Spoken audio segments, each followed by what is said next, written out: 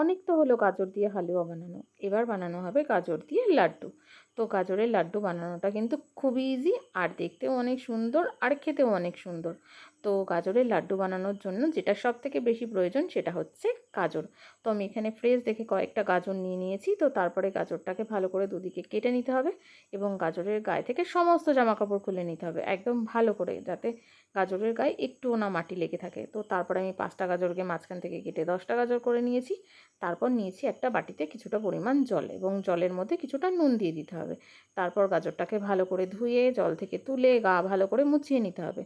তারপর গাজরটাকে ঘষতে শুরু করতে হবে। গাজরের গায়ে যেন একটুও জল না লেগে থাকে, তাহলেই কিন্তু গাজরগুলো এরকমই ঝুরঝুরে হবে। জল লেগে থাকলে কিন্তু এতটা ঝুরঝুরে হবে না। তো যখন আমাদের গাজরটা ঘষা হয়ে যাবে তখন বসিয়ে দিতে হবে কড়াই। তো কড়াইটা যখন হালকা গরম হয়ে যাবে তখন আমি এখানে দিয়ে দেবো 3 চামচ ঘি। তোমরা এখানে ঘিয়ের পরিবর্তে সাদা তেলও দিতে পারো। তো যখন ঘিটা একটু গরম হয়ে যাবে তখন আমি দিয়ে দেবো সমস্ত গাজরগুলো। তো গাজরগুলো দেওয়ার পরে একটু ভালো করে ভেজে নিতে হবে লাল লাল করে।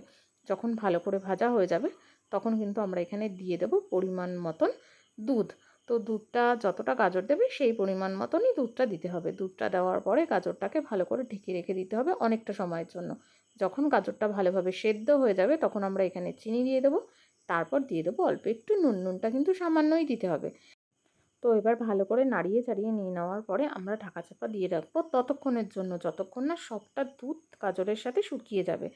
তো এখন যখন মোটামুটি দুধ শুকিয়ে গেছে তখন আমরা এখানে দিয়ে দেবো ভালো করে সমস্ত ড্রাই ফ্রুটসগুলো। তো ড্রাই ফ্রুট যে যার ইচ্ছে মতন দেবে। তো যখন দেখবে পুরোপুরি শুকিয়ে গেছে তখন কিন্তু আমরা এখানে দুটো তেজপাতা দিয়ে গ্যাসের ফ্লেম বন্ধ করে রেখে দেবো যতক্ষণ না গাজরটা ঠান্ডা হয়ে যাচ্ছে।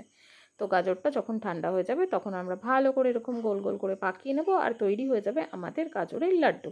তো দেখেছো, এরপরে কিন্তু আমি একটু সুন্দর করে লাড্ডুগুলোকে সাজিয়ে নিচ্ছি। তোমরা যে যার ইচ্ছে মতন কোনো না কোনো ড্রাই ফ্রুটস দিয়ে সাজিয়ে নিতে পারো। তো আমাদের তৈরি হয়ে গেছে গাজরের লাড্ডু, যেটা দেখতেও অনেক সুন্দর আর খেতে